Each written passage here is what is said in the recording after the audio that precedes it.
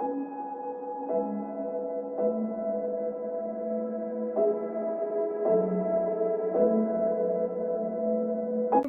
everyone and welcome back to another video. Today I'm going to be talking about my postpartum recovery from having a baby. He's right here actually. Normally when I film, make your presence known.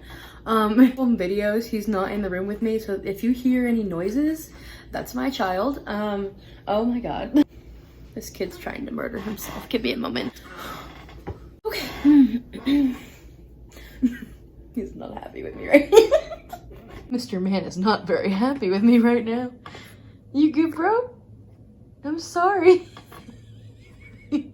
Okay, so it's been a bit after I filmed the first part because I had to take my son to the other room to get him settled because I could not film a video with him in here. Sounds really sad. I filmed the whole video before and it just looks so choppy because I was having to like deal with him and then also try to say what I was trying to say. So let's try this again. He's currently asleep in the other room. Husband's in there with him, so we're good. All right, so I want to separate this video into two parts talking about postpartum. The first part being physical recovery and the second part being mental recovery from everything and also adjusting to motherhood.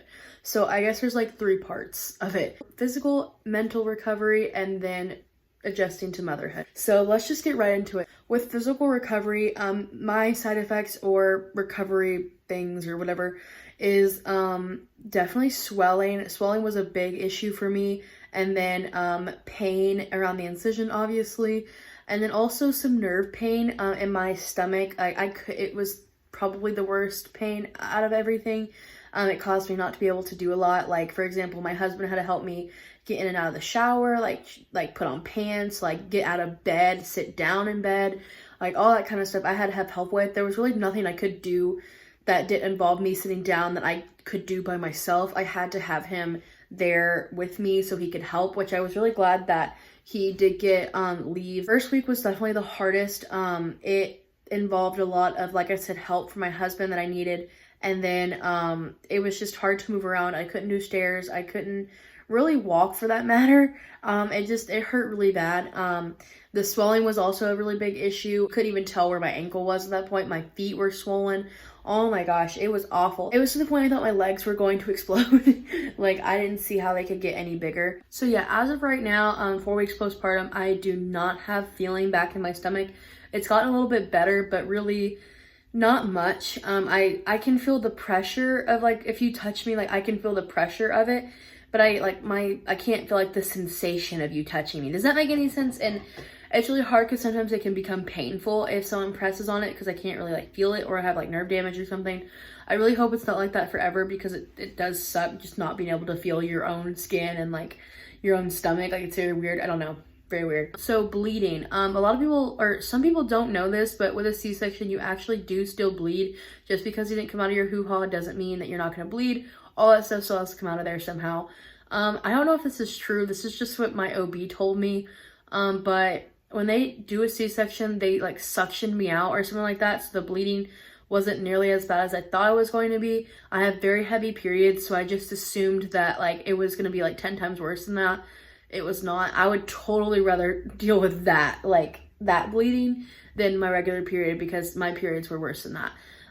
Which is really weird to me. And that might be the case. I could be wrong, so don't quote me on that, but I don't know. My bleeding lasted for about 4 weeks. I will be 5 weeks postpartum on Thursday, so that's 2 days from now. So exactly at the 4 week mark, I was done bleeding. I've only really been spotting for the past few like days before that, so I don't know if that really counts, but I'm done bleeding now. And then now we're gonna talk about my body. I obviously, you know, I'm plus size or fat or big, whatever you want to call it.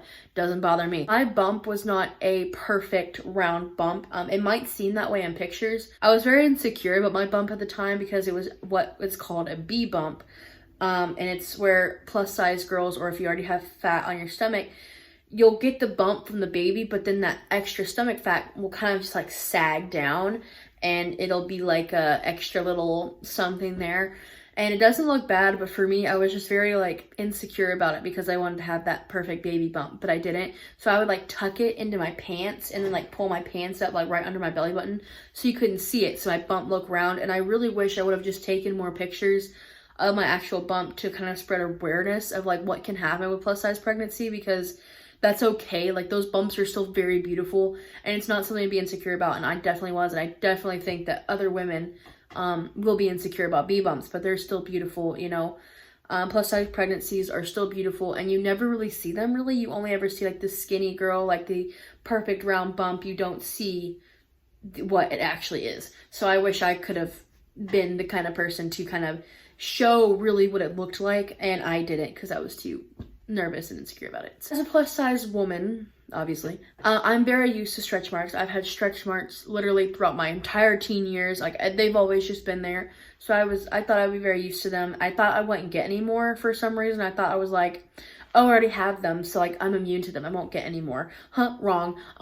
It used to be under my stomach, like on like, you know, like the lower part of my stomach, but I got stretch marks like above, like right under my boobs, stretch marks, like all over my stomach and all over my like sides. Like if I show you this bump picture, you'll see just how many stretch marks I got from this pregnancy, and I'll show it right here.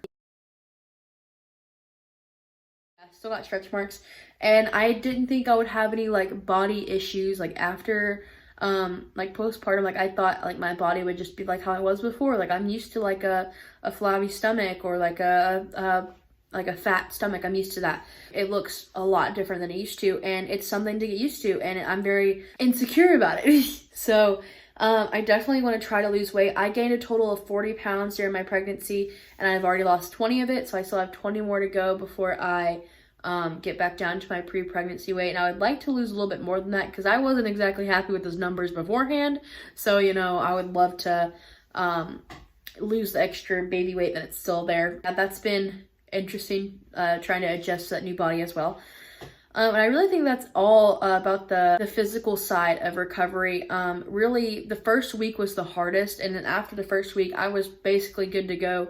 I felt pretty much normal. I feel like back to what, you know, I feel like physically, I feel back to what I was before. Let's get into the mental part of recovery. So the first week, even though I was still in pain from like the actual recovery, like the physical recovery, I felt amazing. It was pure bliss mentally. I loved every single part of being a mom. I still do. I love being a mom. I've been looking forward to being a mom for so long, and now I was finally getting to, and I felt great. So that was awesome.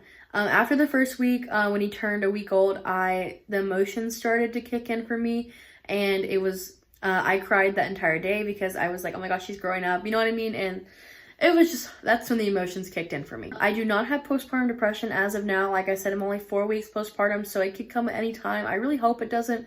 I had a lot of like issues with my mental health in the past, and I was like, I thought that was like a guaranteed thing that I would get it afterwards because I was already kind of unstable. I haven't had any trouble with my mental health since getting pregnant, so because I had that sense of purpose. I'm not saying that go get pregnant if you're having mental illnesses, like don't do that. But it gave me a sense of purpose and made me feel better. Like I said, not encouraging that, don't go do that. Actually, I'm doing pretty well. Like I said, don't have postpartum depression. I think I have a little bit of the baby blues because everything about motherhood is so overwhelming and it's like constant. I think I have some postpartum anxiety. I already have anxiety, so I figured that would be an issue anyway. I'm just calling it postpartum anxiety because it's gotten worse since getting pregnant or having a baby. And that's just because you're responsible for a little tiny human's life that you can't tell you exactly what's wrong. You have to figure it out and learn their cues and learn like what each cry means and everything like that. So, you know, you get adjusted to it pretty quickly. I already know kind of what each cry means and like kind of what he wants. So, you know, you get used to it. And this is not to scare new moms or anything. This is just showing the real side of it. The thing like mentally is I don't feel like I'm not pregnant. And I think that has to do with the C-section thing because I wasn't able to process that I actually gave birth. And that was just because of all the medicine they gave me. Go watch my birth story if you want to learn more about that. But basically I had a panic attack and they had to give me some medicine to calm me down. And it just, I wish they didn't do that. I wish I was able to calm down on my own, and they didn't tell me they were doing that. But I knew they did that because of how I felt and what I was doing. So that kind of made me upset. I do remember him coming out, obviously, but everything is just very blurry, and I wasn't able to process that I actually gave birth to him, and that's really hard. I still can't really process that. So I guess my mentality is I'm still pregnant. because I didn't actually like push him out. Let's talk about more about the baby blues. The baby blues is very normal. It's not like I just feel sad, but like sometimes I just feel like very overwhelmed and just trying to adjust and like trying to balance everything that like I used to be able to do before, and now I have a whole human, so I have to take care of him. Into more of that when we start talking about adjusting to newborn life. The thing I want to talk about is mom guilt, because it's so like under talked about, I think. Basically mom guilt is like where you feel guilty for doing things that like, or like making mistakes, or like doing things for yourself, or just like stuff like that. Or for me, a big one is not breastfeeding. I feel like I didn't try hard enough. I feel like I quit too soon, or I could have done more. Or look at this curl. Like I could have done more to like help us out, or I could have changed my entire diet for him, or I could have done something instead of just being like, here you go, have formula. There was an issue with his weight, and that was like a big thing. Like my diet was a huge thing because my breast milk kept making him extremely sick. I wasn't sure if I really wanted to deal with breastfeeding postpartum, because it's so hard. Like kudos to y'all moms that do breastfeed. Y'all are freaking warriors. And kudos to those that formula feed as well. You guys are great as well. Breastfeeding is just a really, really, really hard journey that I didn't think I really wanted to do postpartum, if I'm being completely honest. It just adds to the whole mental health thing. And I knew I was pretty unstable before pregnancy, so I was worried that I would get unstable again because of breastfeeding. It was just a lot of factors, so I feel bad for that. I feel guilty about like some decisions I've made, or like sometimes like I'll make a mistake, or I won't notice that he like spit up on his clothes, and his clothes will be a little wet, and I'll see it and I'll be like, oh my gosh, like poor thing, you've been sitting and spit up. Or I'll not realize that his diaper needs to be changed, or he gets a diaper rash or something like that. Like I'll feel bad for it because I didn't notice. So it's just stuff like that, like the mom guilt that gets to you. Also, the mom shaming is freaking horrible, especially on TikTok. Literally, like, I got mom shamed for putting him up on a pillow and giving him a blanket when I was sitting right there. His pediatrician told me to prop him up after he eats, because he has acid reflux, really bad acid reflux. So I did that, and I was standing right there, and I showed him, and everyone's like, oh my god, he has a pillow. Look up, safe sleep. That's not safe. Oh my god, he has a blanket on him. He's gonna suffocate. I'm like, I'm right there. I am right here. Literally, when he was sitting in the bouncer earlier, that's what he was doing. He was trying to put the blanket over his head, because I had it over his arms. He likes his arms out of the blanket, so like what he'll do, I'll tuck the blanket under his armpits, and I'll just put his arms over it. That's what he likes for some reason. And I this time in the bouncer, I put it over his arms, so he got it over his face, and I immediately noticed, and I moved it, and I was like, that's why I was like, he's trying to murder himself. But yeah, so people, like, just stuff like that. Like, we're not going to do anything that's going to hurt our babies unless, like, I understand, like, if it's, like, car seat safety, or, like, educating somebody on something they don't know. Like, car seat safety is a huge one, because, you know, it's extremely dangerous. So if I'm ever doing something that's, like, not safe and I just don't know, that's different. But if you're telling me that I don't deserve my kid because I gave him a pillow and followed what his pediatrician said and was literally watching him, that's mom shaming. Like, don't do that. And another thing, like, I just leave moms alone, especially if you don't have kids. If you don't have kids, why are you giving other mothers advice? I said I wasn't going to do a lot. I'm not going to tell you what I said I wasn't going to do because I'll get mom shamed.